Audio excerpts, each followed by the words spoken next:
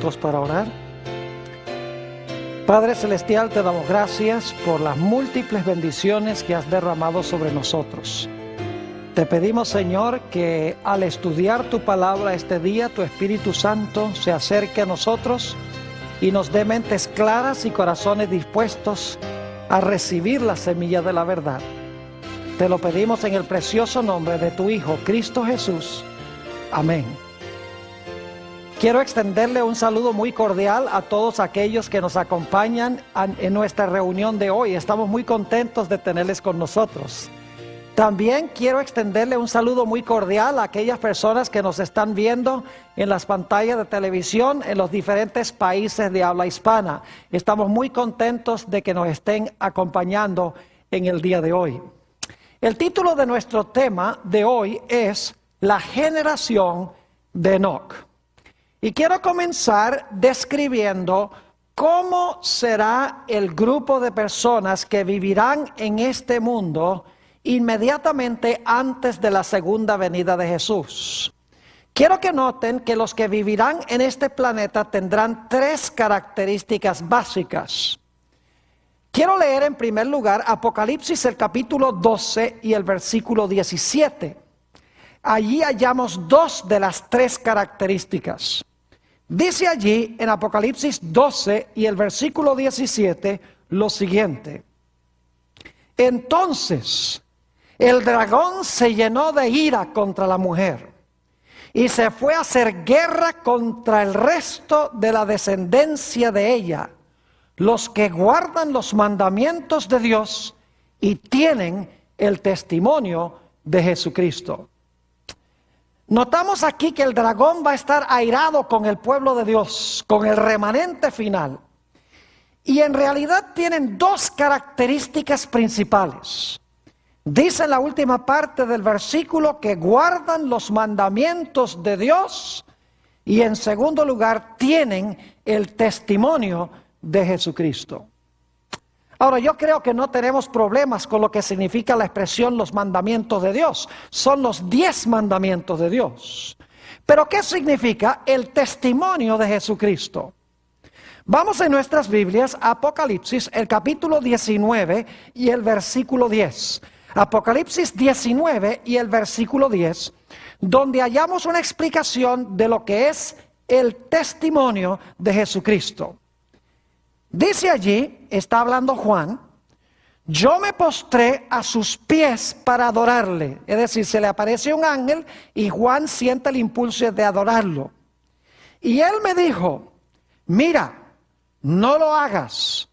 Yo soy consiervo tuyo y de tus hermanos que tienen el testimonio de Jesús. Adora a Dios, porque el testimonio de Jesús es el espíritu de la profecía. Notamos entonces que el testimonio de Jesús es el espíritu de profecía.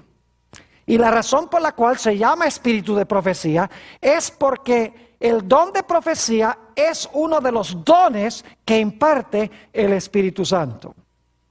Es decir, el remanente final que Satanás va a odiar, va a ser odiado por dos razones. Número uno, porque guardan los mandamientos de Dios, y en segundo lugar, porque tienen el don de profecía o el testimonio de Jesucristo.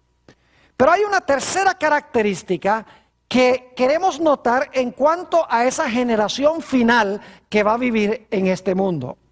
Apocalipsis el capítulo 14 y el versículo 12 tiene esa característica. En realidad se repite una de las características que ya vimos y se añade otra. Dice en Apocalipsis 14 y el versículo 12 lo siguiente.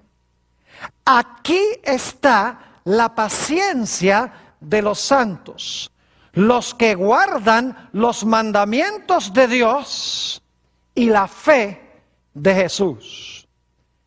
Quiero que noten que la generación final, según esto, va a tener la fe de Jesús, además de guardar los mandamientos de Dios. Es decir, que la generación final que vivirá en este mundo tendrá tres características básicas. Uno, guardarán los mandamientos de Dios. 2, tendrán el don de profecía, que es el testimonio de Jesucristo. Y en tercer lugar, dice que tendrán la fe de Jesús o guardarán la fe de Jesús. Ahora, a fin de entender esta generación final, necesitamos regresar a los días antes del diluvio, porque vamos a encontrar que la generación antes del diluvio ilustra la generación que existirá al final de la historia. Lo primero que quiero que notemos en cuanto a la generación antes del diluvio es que había dos grupos. El primer grupo eran los impíos y el segundo grupo constituía los justos. En realidad estos dos grupos los hallamos mencionados en Génesis el capítulo 4, donde está la genealogía de Caín, de los impíos, y en Génesis 5 tenemos la genealogía de los justos. Ahora quiero que notemos la condición del mundo inmediatamente antes del diluvio. Dice en Génesis el capítulo 6 y el versículo 5 lo siguiente en cuanto a la condición moral del mundo. Y leo: y vio Jehová que la maldad de los hombres era mucha en la tierra, y que todo designio de los pensamientos del corazón de ellos era de continuo solamente el mal. Noten aquí que nos dice que el mundo estaba casi completamente desmoralizado. De continuo los seres humanos pensaban solamente en el mal. Y por lo tanto Dios en Génesis 7 y el versículo 23 describe que iba a destruir al planeta Tierra. Iba a destruir a aquellos que estaban violando los principios morales de Dios. Hemos visto antes del diluvio la perspectiva de los impíos. El mundo estaba desmoralizado y por lo tanto Dios dijo: voy a destruir a los impíos. Pero ¿qué diríamos de los justos? Quiero que notemos que en realidad antes del diluvio había dos diferentes grupos de justos. Había una sola categoría de impíos, los que fueron destruidos en el diluvio. Pero había dos categorías de justos antes del diluvio. Y ya van a entender lo que estoy diciendo. Voy a leer ahora varios versículos o porciones de versículos que hallamos en Génesis el capítulo 5. Vamos a notar la primera categoría de justos que vivían antes del diluvio. Dice en Génesis 5:5: y fueron todos los días que vivió Adán 930 años y murió. En el versículo 8 dice: y fueron todos los días de Set 912 años y murió. Dice en el versículo 11: y fueron todos los días de Enos 905 años y murió. Versículo 14: y fueron todos los días de Cainán 910 años y murió. Versículo 17: y fueron todos los días de Maalaleel 895 años y murió. Versículo 20: y fueron todos los días de Jared 962 años y murió. En el versículo 27 dice: fueron pues todos los días de Matusalén 969 años y murió. En el versículo 31 dice: y fueron todos los días de Lamec 777 años y murió. Y finalmente en Génesis 9:29 dice: y fueron todos los días de Noé 950 años y murió. La primera categoría de justos que vivían en el mundo antes del diluvio fueron aquellos que pertenecían al linaje santo y que murieron. Pero hubo una segunda categoría de ser justo que vivió antes del diluvio.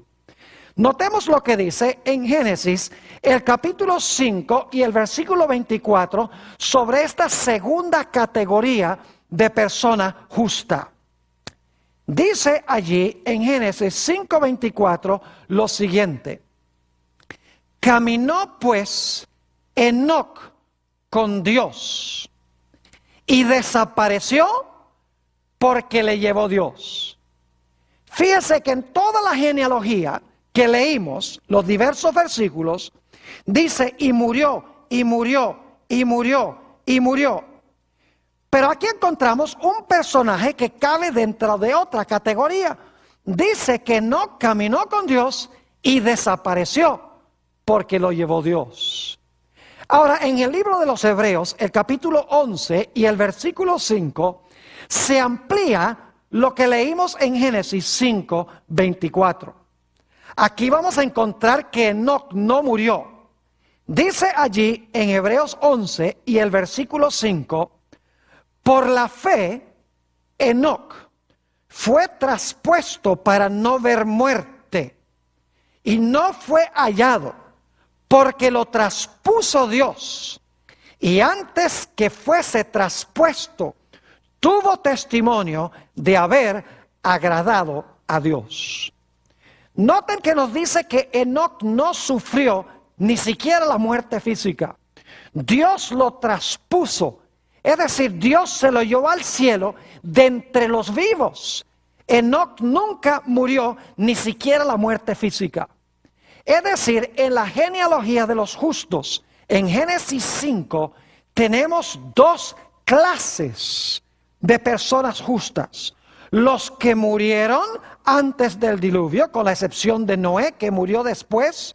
Y luego tenemos a Enoc, que fue trasladado al cielo de entre los vivos. Resulta obvio que Enoc estaba en una categoría especial, porque solamente él fue trasladado al cielo de entre los vivos. Inmediatamente nos preguntamos, ¿por qué será que Enoc fue traspuesto al cielo sin ver la muerte? Mientras que todos los otros héroes pasaron por la experiencia de la muerte y resucitarán cuando Jesús venga, porque eran fieles. Bueno, quiero decirles que en la Biblia Enoc se menciona solamente en 4 pasajes. Así que si vamos a descubrir por qué Enoc estaba en una categoría especial y por qué Dios los traspuso al cielo, vamos a tener que descubrir la razón en estos 2 pasajes. Quiero mencionarles, estos pasajes son cortos, no tienen aparentemente mucha información, pero en realidad cuando miramos estos pasajes con cuidado, podemos descubrir muchas cosas en cuanto a Enoc. El primer pasaje es el que acabamos de leer, Génesis 5 y el versículo 21 al 24, a donde se nos dice que Dios llevó a Enoc porque Enoc caminó con él. El segundo texto está en Lucas 3 y el versículo 37. No se dice mucho aquí en cuanto a Enoc, sencillamente se menciona en la genealogía de Jesús. El tercer texto donde se menciona a Enoc es en Hebreos, el capítulo 11 y el versículo 5, donde acabamos de leer de que Dios lo traspuso, que no vio la muerte y que antes de que Dios lo traspusiera, agradó a Dios. El último pasaje a donde se menciona Enoc es en el libro de Judas, ese librito que se encuentra inmediatamente antes de Apocalipsis, los versículos 14 y 15 de Judas. Pareciera que la Biblia no tiene mucho que decir de Enoc. Imagínense, solamente 4 lugares en la Biblia: Génesis 5, 21 al 24, Lucas 3, 37, Hebreos 11, 5 y Judas 14 y 15. Pero no nos engañemos. A pesar de que se menciona en pocos versículos, cuando examinamos con cuidado lo que dicen estos versículos, descubrimos muchas cosas en cuanto a Enoc y sabemos por qué razón es que Dios lo traspuso de entre los vivos cuando todos los demás pasaron por la experiencia de la muerte. Al examinar estos pasajes, descubrimos 4 cosas claves en cuanto a Enoc. En primer lugar, vamos a encontrar que Enoc caminó con Dios. En segundo lugar, vamos a encontrar que dice que Enoc agradó a Dios. En tercer lugar, vamos a encontrar que Enoc tuvo fe en Dios. Y en cuarto lugar, vamos a encontrar que Enoc tenía el testimonio de Jesucristo o el don de profecía. Examinemos nuevamente los versículos claves que nos demuestran estas 4 características. El primer texto es Génesis 5 y el versículo 24, donde nos dice, primera característica, que Enoc caminó con Dios. Dice allí en Génesis 5:24 lo siguiente: caminó pues Enoc con Dios y desapareció porque le llevó Dios. Noten entonces que Enoc caminó con Dios. Segunda característica, Hebreos 11 y el versículo 5. Ya lo leímos, pero ahora quiero recalcar estas 4 características. Dice allí en Hebreos 11:5, por la fe Enoc fue traspuesto para no ver muerte y no fue hallado, porque lo traspuso Dios. Y ahora escuchen, y antes que fuese traspuesto, tuvo testimonio de haber agradado a Dios. Fíjense que la primera característica es que caminó con Dios. La segunda característica es que agradó a Dios. Notemos la tercera característica. Se halla en Hebreos, el capítulo 11 y el versículo 6. Acabamos de leer que Enoc agradó a Dios antes de ser traspuesto. Ahora noten lo que dice Hebreos 11:6. Pero sin fe es imposible agradar a Dios, porque es necesario que el que se acerca a Dios crea que le hay y que es galardonador de los que le buscan. Así que noten que Enoc agradó a Dios y sin fe es imposible agradar a Dios. Es decir, Enoc tenía fe. La cuarta característica, como les mencioné, la hallamos en Judas, el versículo 14 y 15. Saben ustedes que Enoc es el primer personaje en la Biblia que se menciona que haya tenido el don de profecía o el testimonio de Jesucristo. Quiero leer Judas 14 y 15, a donde se habla de Enoc como profeta. Dice allí, de estos también profetizó Enoc, séptimo desde Adán, diciendo, he aquí, vino el Señor con sus santas decenas de millares para hacer juicio contra todos y dejar convictos a todos los impíos de todas sus obras impías que han hecho impíamente y de todas las cosas duras que los pecadores impíos han hablado contra él. Quiero que noten la primera frase del versículo 14. Hablando de los impíos, dice, de estos también profetizó Enoc. Si profetizó, tiene que haber sido profeta. Así que vemos 4 características en cuanto a Enoc. Número 1, caminó con Dios. Número 2, agradó a Dios. Número 3, tuvo fe en Dios. Y número 4, poseía el don de profecía, o lo que la Biblia llama el testimonio de Jesucristo. Ahora vamos a examinar cada una de estas características, porque como les mencioné, solamente tenemos unos pocos versículos en cuanto a Enoc, Pero cuando miramos en el resto de la Biblia, lo que significa caminar con Dios, lo que significa agradar a Dios, lo que significa tener fe en Dios y lo que significa el testimonio de Jesucristo, en otros pasajes fuera de los que mencionan a Enoc, captamos un cuadro de la razón por la cual Enoc estaba en una categoría especial. Y por esa categoría especial, por esas características especiales, Enoc fue trasladado de entre los vivos, mientras que todos los demás pasaron por la experiencia de la muerte. Preguntémonos entonces, en primer lugar, ¿qué significa caminar con Dios? La característica primera de Enoc.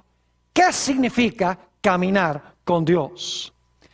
Vamos a buscar en nuestras Biblias el libro de Amós, el capítulo 3 y el versículo 3.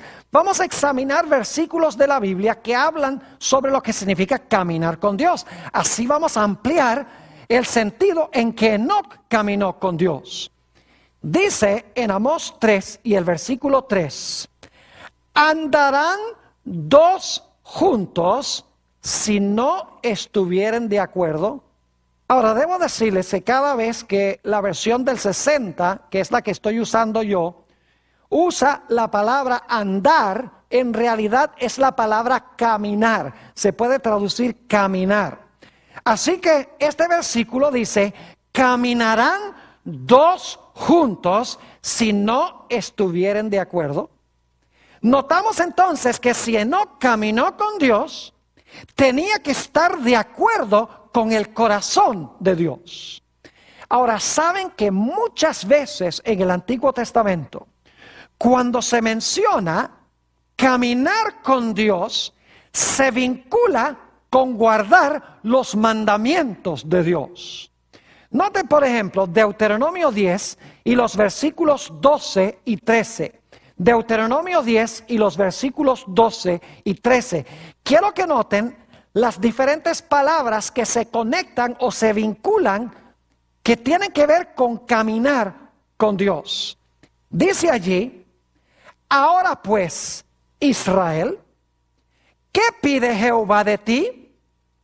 Sino que temas a Jehová tu Dios, que andes en todos sus caminos. Se podría traducir, aunque es redundante, que camines en todos sus caminos, y que lo ames y sirvas a Jehová tu Dios con todo tu corazón y con toda tu alma. Y ahora escuchen: que guardes los mandamientos de Jehová y sus estatutos que yo te prescribo hoy, para que tengas prosperidad.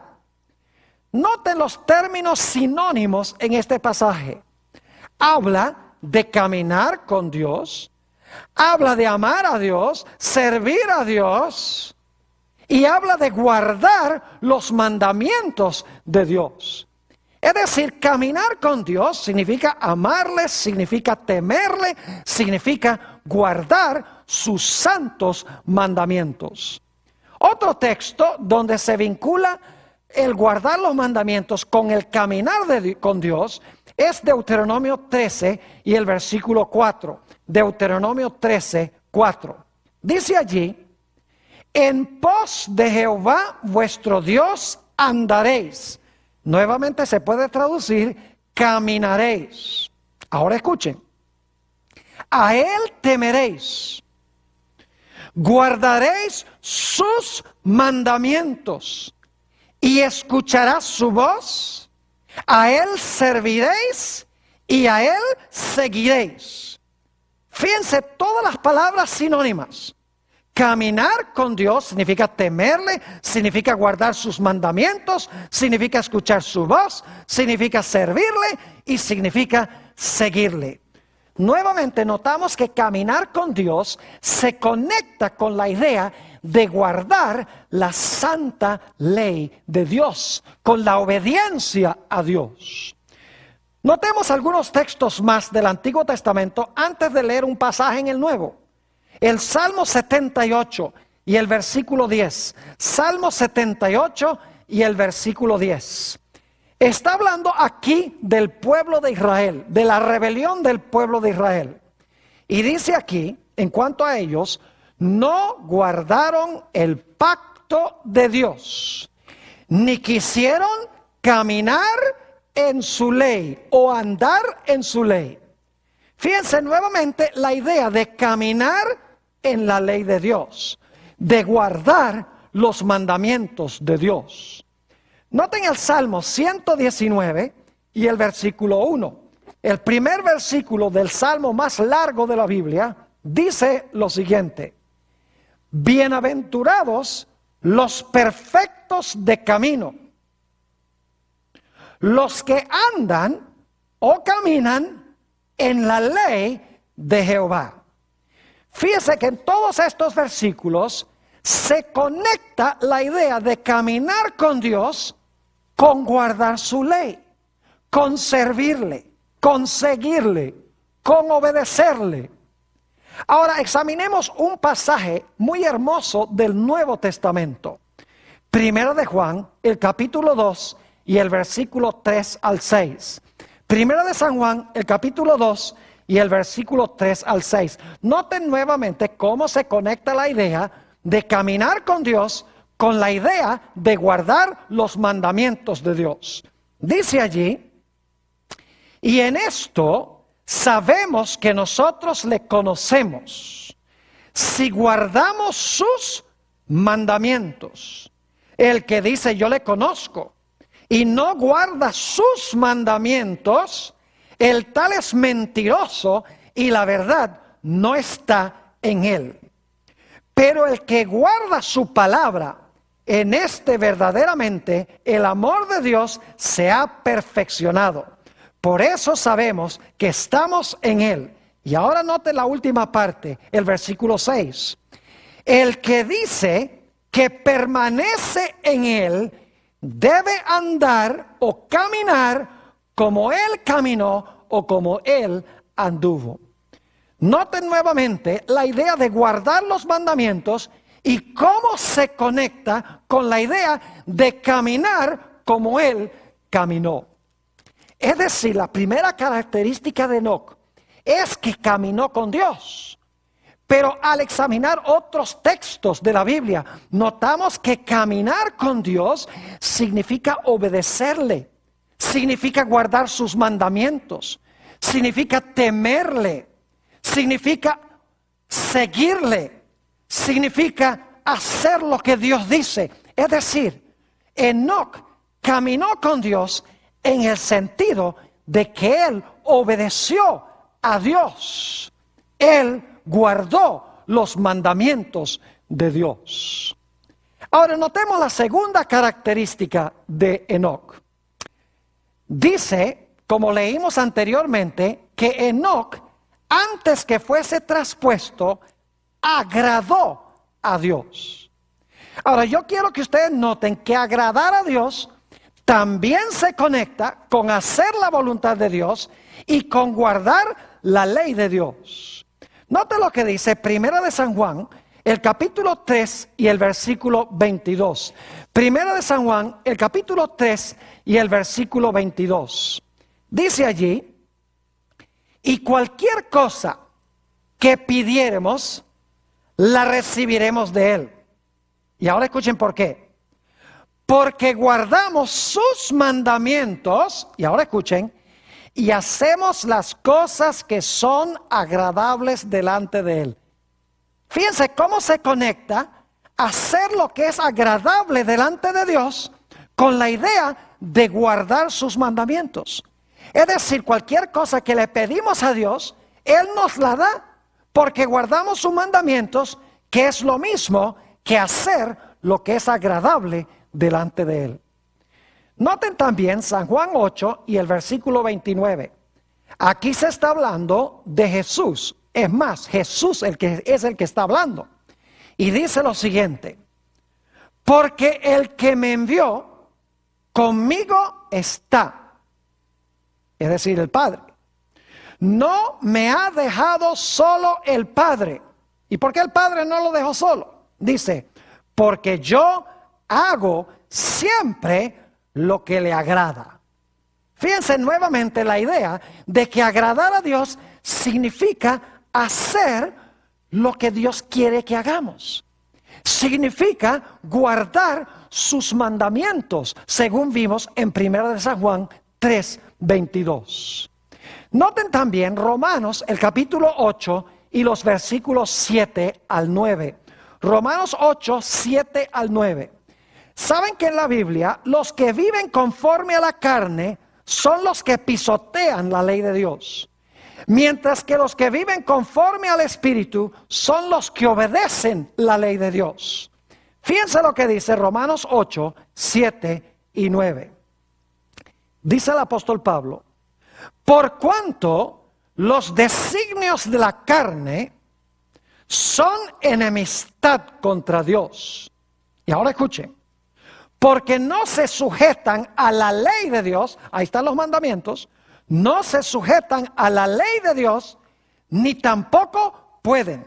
Y ahora escuchen: y los que viven según la carne no pueden agradar a Dios. Es decir, los que viven conforme a la carne no se sujetan a la ley de Dios y por lo tanto no pueden agradar a Dios.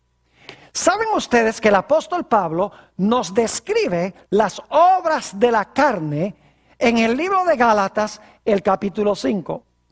Y mirando con cuidado esta lista, nos damos cuenta que cada uno de los pecados que él menciona es una violación de uno de los 10 mandamientos. Estas son las cosas que menciona: adulterio, fornicación, inmundicia, lascivia, idolatría, hechicerías, enemistades, pleitos, celos, iras, contiendas, disensiones, herejías, envidias, homicidios, borracheras, orgías y cosas semejantes a estas. Si tuviéramos tiempo, analizaríamos cada una de estas palabras y nos daríamos cuenta que las obras de la carne son violaciones de la ley de Dios, porque la carne no se sujeta a la ley de Dios, ni tampoco puede. Quiero leerles una cita que encontramos en Patriarcas y Profetas, página 72. Este es nuestro otro libro texto, además del libro de Génesis, en este seminario. Habla aquí sobre cómo fue el caminar de Enoc con Dios. Dice la autora: el caminar de Enoc con Dios no era en arrobamiento o en visión, sino en el cumplimiento de los deberes de su vida diaria. No se aisló de la gente, convirtiéndose en ermitaño, pues tenía una obra que hacer para Dios en el mundo, en el seno de la familia y en sus relaciones con los hombres, ora como esposo o padre, ora como amigo o ciudadano.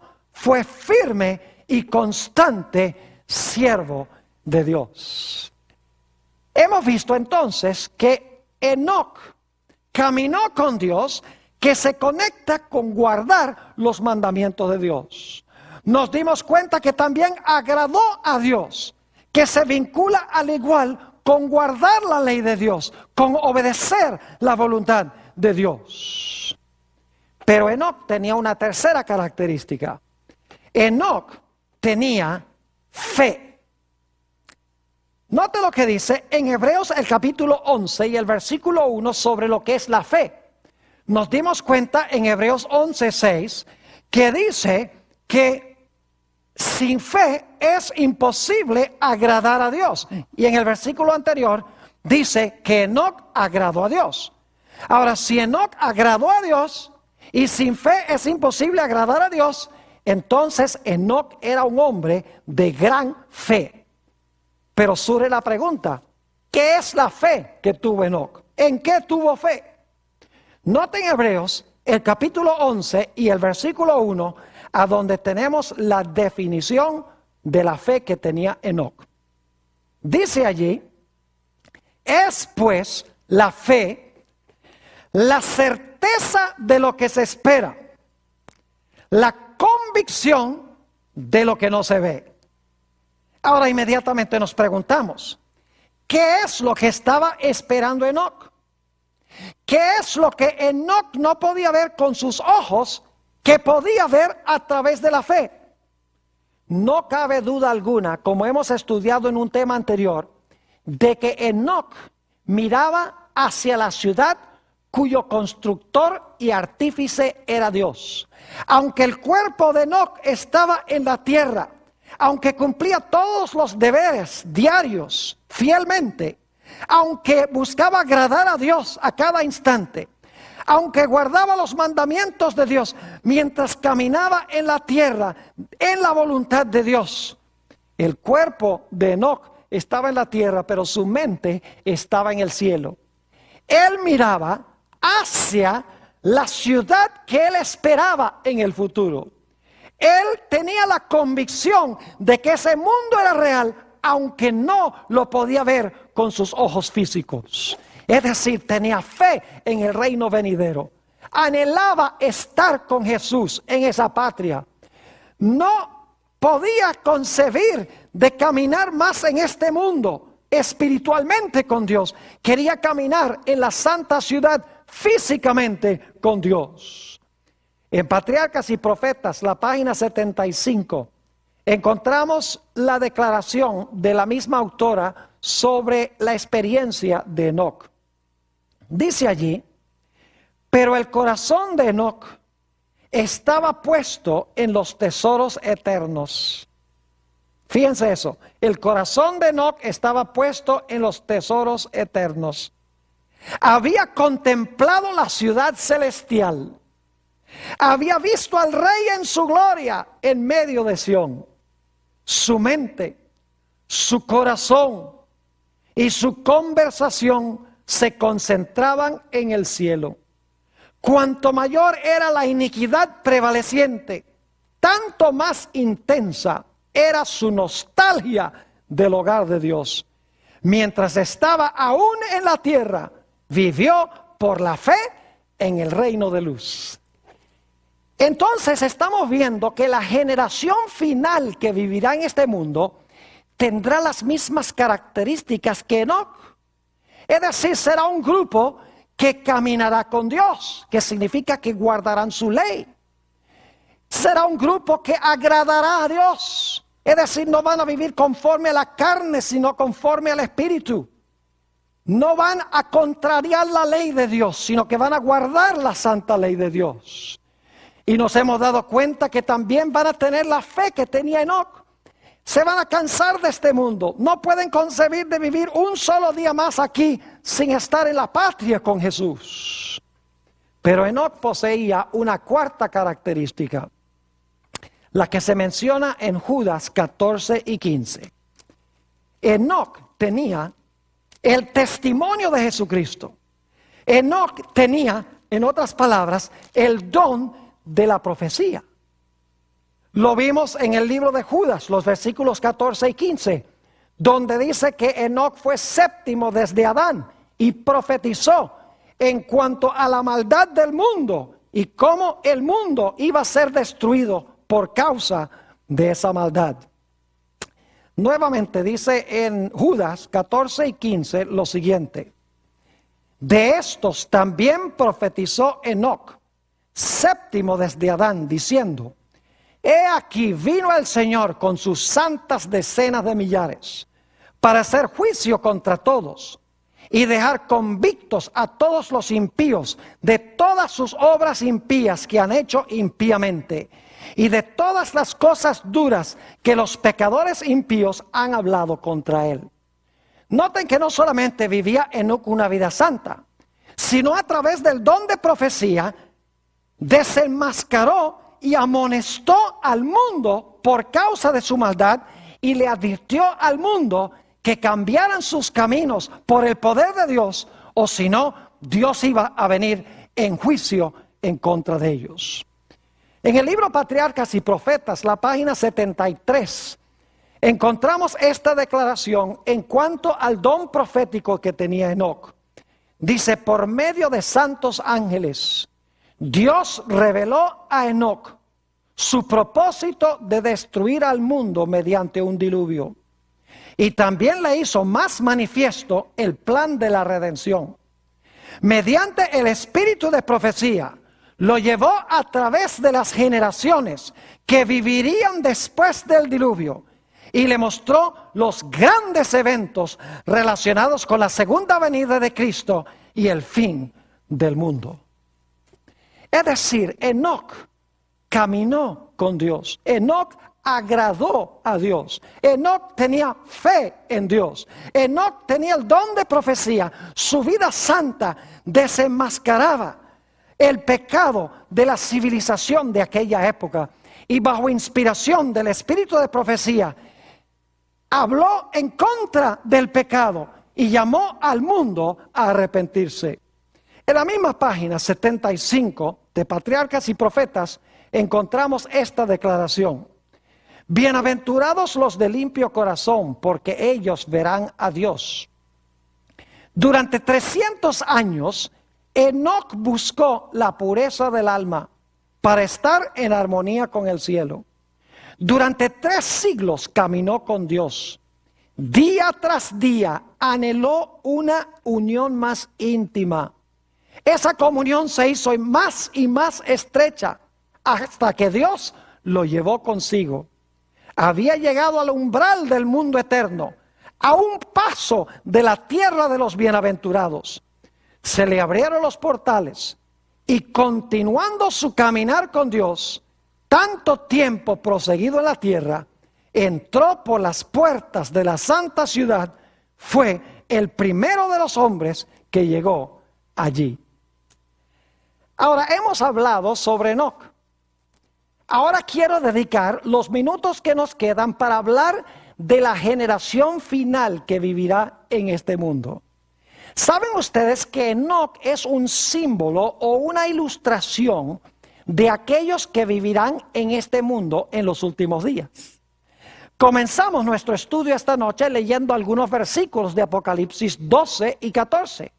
Nos dimos cuenta en Apocalipsis 12, 17 que el dragón se airó contra el remanente de la simiente de la mujer porque guardaban los mandamientos de Dios y tenían el testimonio de Jesús, que es el don de profecía. 2 de las características que tenía Enoc. Y en el capítulo 14 y el versículo 12 nos dimos cuenta que la generación final que vivirá en este mundo va a tener la fe, no cualquier clase de fe, sino la fe que tenía Jesús. En Mateo 24, 37 al 39, tenemos nosotros una indicación clara de que lo que existió antes del diluvio va a suceder de nuevo al final de la historia. Dice allí, en Mateo 24, 37 al 39, mas como los días de Noé, así será la venida del Hijo del Hombre.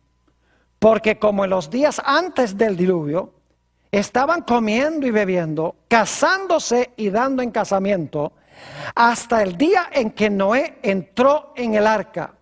Y no entendieron hasta que vino el diluvio y se los llevó a todos. Así será también la venida del Hijo del Hombre. Noten que aquí se hace un paralelo, nuestro Señor Jesucristo lo hace, entre el mundo antes del diluvio y el mundo que va a existir antes de la segunda venida de Jesús. Al igual que el mundo era inicuo allá, va a ser inicuo al final de la historia. Al igual que Dios salvó a un grupo de la destrucción, salvará al final de la historia también a un grupo de la destrucción.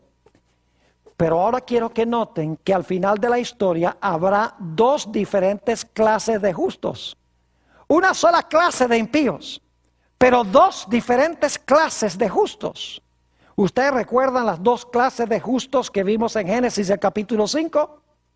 Estaban los justos que murieron antes del diluvio, y está Enoc, quien fue trasladado al cielo de entre los vivos. ¿Saben ustedes que al final de la historia van a existir los mismos 2 grupos? Note lo que dice Mateo 16 y el versículo 27 y 28. Aquí Jesús le dice algo muy raro a sus discípulos. Dice allí, porque el Hijo del Hombre vendrá en la gloria de su Padre con sus ángeles, y entonces pagará a cada uno conforme a sus obras. Es decir, Jesús dice, yo voy a venir en gloria con todos mis ángeles, o con todos sus ángeles. Y luego dice Jesús a sus discípulos, de cierto os digo que hay algunos de los que están aquí que no gustarán la muerte hasta que hayan visto al Hijo del Hombre viniendo en su reino. Una declaración extraña, porque todos los discípulos que estaban allí murieron antes de que Jesús viniera, porque Jesús no ha venido todavía. ¿Qué quiso entonces decir Jesús cuando declaró que había algunos allí entre los discípulos que no iban a morir hasta que lo vieran a Él viniendo en el reino de su gloria con sus ángeles? La respuesta la encontramos en el capítulo 17, el siguiente capítulo. Encontramos que Jesús subió a la cima de la montaña con 3 de sus discípulos, con Pedro, Andrés y Juan. Esos son los algunos que iban a venir a Jesús viniendo en su reino glorioso, pero no iban a ver a Jesús viniendo en el reino glorioso en la segunda venida, sino que iban a presenciar cómo iba a ser, y Dios lo iba a mostrar en el monte de la transfiguración. Dice en Mateo 17 y el versículo 1 lo siguiente: 6 días después, Jesús tomó a Pedro, a Jacobo y a Juan su hermano, y los llevó aparte a un monte alto, y se transfiguró delante de ellos, y resplandeció su rostro como el sol, y sus vestidos se hicieron blancos como la luz. Y he aquí, les aparecieron Moisés y Elías hablando con él. En realidad, lo que quiso decir Jesús es que había algunos de sus discípulos, que resultaron ser Pedro, Andrés y Juan, que iban a venir a Jesús en la manera en que vendría cuando regrese por segunda vez. Es decir, en el monte de la transfiguración, Jesús fue cambiado a la forma en que se verá cuando venga en su venida en poder y gloria, y Pedro, Andrés y Juan lo presenciaron. Ahora es importante notar que nos dice el texto que hablaron con Jesús Moisés y Elías. Muy significativo. 3 personas claves en el monte de la transfiguración: Jesús, Moisés y Elías. ¿Por qué razón es que se aparecieron estos personajes? Bueno, les voy a resumir porque no tenemos tiempo de estudiarlo todo. Pero saben ustedes que cuando Moisés murió, según nos dice en Deuteronomio 34, 5 y 6, hubo 2 cosas muy raras en cuanto a él. En primer lugar, dice la Biblia que Dios lo enterró. Es la única persona en la Biblia que Dios haya enterrado. Y en segundo lugar, dice que nadie sabía a dónde estaba su sepulcro hasta ese día. Eso es raro también, porque los judíos marcaban las tumbas de sus héroes. Y luego encontramos aquí en Mateo 17 que Moisés está en el monte de la transfiguración. ¿Cómo es que llegó Moisés al monte de la transfiguración si murió antes de entrar a la tierra prometida? Nadie sabía dónde estaba su sepulcro. Dios lo enterró. La respuesta es que según la Biblia, Moisés resucitó de los muertos. En Judas 9 nos dice que vino el arcángel Miguel a lidiar con el diablo sobre el cuerpo de Moisés. Es decir, Miguel había venido para llamar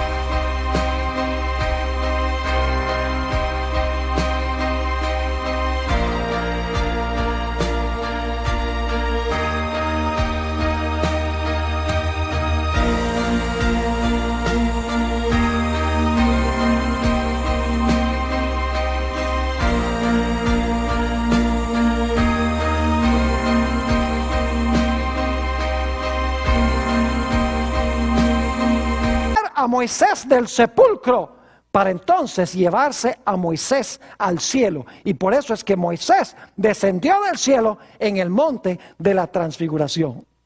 Es decir, Moisés representa a aquellos que mueren y resucitan y luego son trasladados. Pero luego tenemos el caso de Elías. Elías, según nos dice la Biblia, fue transportado al cielo en un carruaje de fuego sin experimentar la muerte. Elías, en otras palabras, representa a aquellos que serán trasladados al cielo de entre los vivos. Es decir, no van a morir antes de que Jesús venga. Y claro, el que va a resucitar a los que murieron en Cristo y el que va a transformar a los que están vivos cuando Jesús venga es Jesús mismo. Leámoslo en los escritos del apóstol Pablo, Primera de Tesalonicenses, el capítulo 4 y el versículo 16 al 18.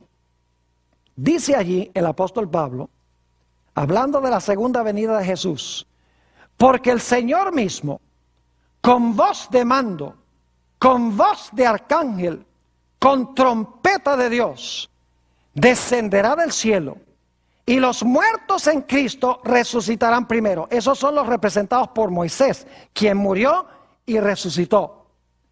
Luego sigue diciendo, luego nosotros, los que vivimos, esos son representados por Enoc, los que hayamos quedado, seremos arrebatados juntamente con ellos en las nubes para recibir al Señor en el aire, y así estaremos siempre con el Señor. Es decir, que tenemos la misma representación al final que hubo en los días de Enoc. Tenemos dos grupos de justos: los que van a morir y resucitar para encontrarse con Jesús en las nubes, y aquellos que van a ser trasladados al cielo de entre los vivos como Enoc. Ahora, no podría concluir este tema sin recalcar y enfatizar que el Nuevo Testamento nos indica repetidas veces que los que van a estar vivos cuando el Señor Jesucristo venga van a tener un carácter muy especial. Van a ser como Enoc, van a guardar los mandamientos de Dios. Su único interés en la vida va a ser agradar a Dios. Van a tener también el don de la profecía para desenmascarar el mal en el mundo y llamar a los impíos al arrepentimiento. Van a tener la fe de Jesús, una fe inquebrantable. Aunque sus cuerpos van a estar en la tierra, sus mentes van a estar con Jesús en la patria celestial. Y no van a soportar la idea de vivir un solo día más aquí en este planeta. Vez tras vez, el Nuevo Testamento enfatiza que se necesita una preparación especial, como la que tuvo Enoc, para estar vivo cuando el Señor Jesucristo regrese en poder y gloria. Permítame mencionarles algunos de esos versículos. San Mateo 5 y el versículo 8 dice: bienaventurados los de limpio corazón o los de puro corazón, porque ellos verán a Dios.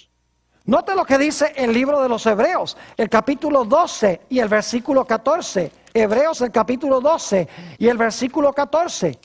Hablando de los que van a vivir en este planeta en los últimos días, los que van a ver al Señor, dice: seguid la paz con todos y la santidad, sin la cual nadie verá al Señor. Es decir, el pueblo de Dios va a desarrollar como Enoc la santidad, sin la cual nadie verá al Señor cuando venga. Noten Efesios, el capítulo 5, vez tras vez encontramos esta idea de que la iglesia final, la que va a pasar por la tribulación, los que van a estar vivos, van a tener un carácter limpio, especial, van a guardar la ley de Dios, van a agradar a Dios, van a predicar al mundo el arrepentimiento de las obras impías, y van a tener una fe inquebrantable como la que tuvo Enoc, y van a ser trasladados de entre los vivos. Dice en Efesios 5 y el versículo 25: maridos, amad a vuestras mujeres, así como Cristo amó a la iglesia y se entregó a sí mismo por ella. Y ahora fíjense por qué se entregó Jesús. Para santificarla, habiéndola purificado en el lavamiento del agua por la palabra, a fin de presentársela a sí mismo, una iglesia gloriosa, que no tuviese mancha, ni arruga, ni cosa semejante, sino que fuese santa y sin mancha. Fíjese la característica que se da de este grupo en Apocalipsis el capítulo 14 y el versículo 5. Dice en cuanto a este grupo: y en sus bocas no fue hallada mentira, pues son sin mancha delante del trono de Dios. Vamos a necesitar estar muy cerca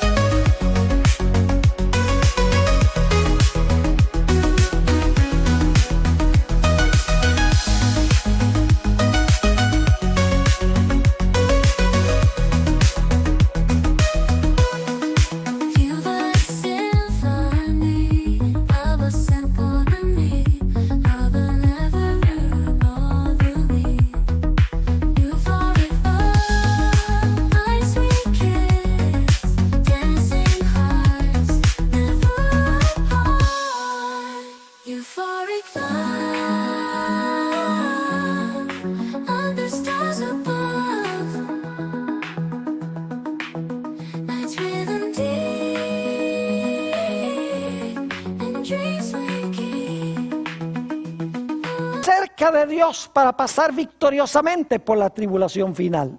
Vamos a necesitar el carácter que tuvo Enoc. Quiero leer para terminar un pasaje del otro libro texto, Patriarcas y Profetas. Dice lo siguiente en la página 77. El piadoso carácter de este profeta representa el estado de santidad que deben alcanzar todos los que serán comprados de entre los de la tierra en el tiempo de la segunda venida de Cristo. En ese entonces, así como en el mundo antediluviano, prevalecerá la iniquidad, siguiendo los impulsos de su corrupto corazón y las enseñanzas de una filosofía engañosa. El hombre se rebelará contra la autoridad del cielo. Pero, así como Enoc, el pueblo de Dios buscará la pureza de corazón y la conformidad con la voluntad de su Señor, hasta que refleje la imagen de Cristo. Tal como lo hizo Enoc, anunciarán al mundo la segunda venida del Señor y los juicios que merecerá la transgresión, y mediante su conversación y ejemplo santos condenarán los pecados de los impíos. Así como Enoc fue trasladado al cielo antes de la destrucción del mundo por un diluvio, así también los justos vivos serán traspuestos de la tierra antes de la destrucción por el fuego. Oh, mis queridos amigos, hermanos y hermanas, que Dios nos ayude a desarrollar ese carácter semejante al de Enoc, para que cuando pasemos por la prueba final podamos salir victoriosos en Jesús.